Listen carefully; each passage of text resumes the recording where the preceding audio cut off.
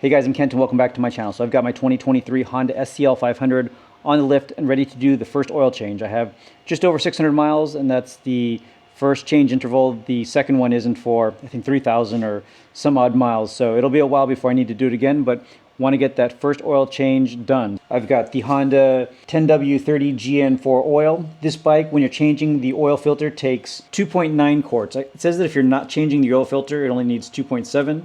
But always change the oil filter. I've got the genuine oil filter here too.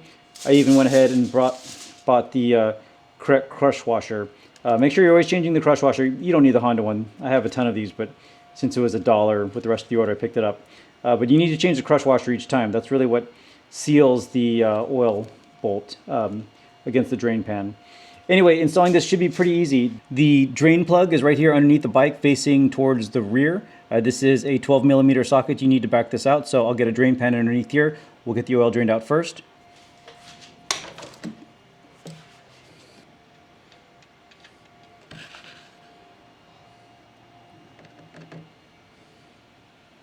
And to help with the draining, you can pull out the fill plug so that it's not creating a vacuum. It'll help drain a little bit quicker.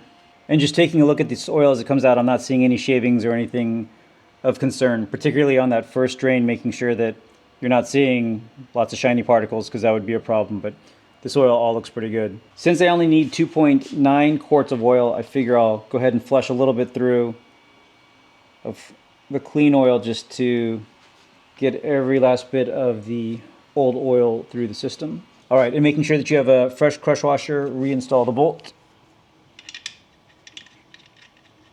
And I don't use a torque wrench for the crush washer because you can tell it's correct when you feel the crush washer crush.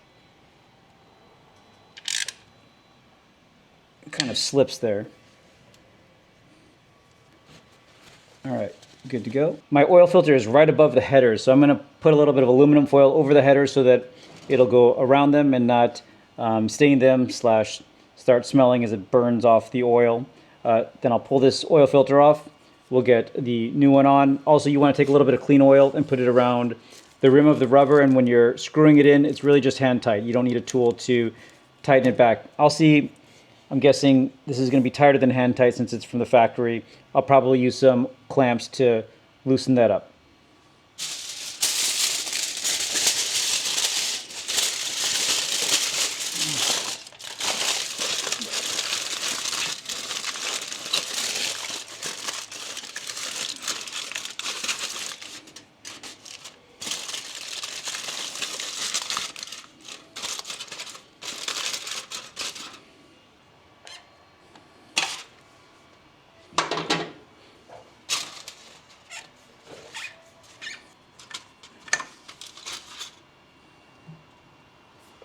All right, so let's clean this up.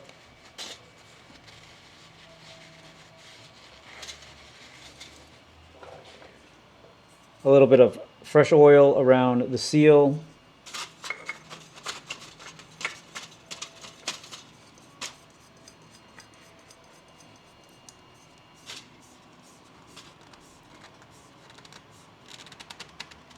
Then filling the engine with oil. So that should be 2.9 quarts. Let's go ahead and fire it up. And looking through the sight glass, it looks completely full, but let's let it get through the engine and see where it's at.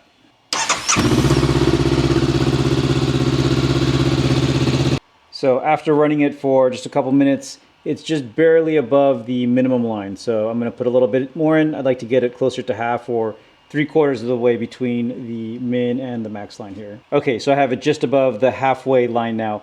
Again, make sure that you run the bike a little bit after you put the oil in so that you can see where it actually is in the leveling, because when I first filled it up, it showed completely full.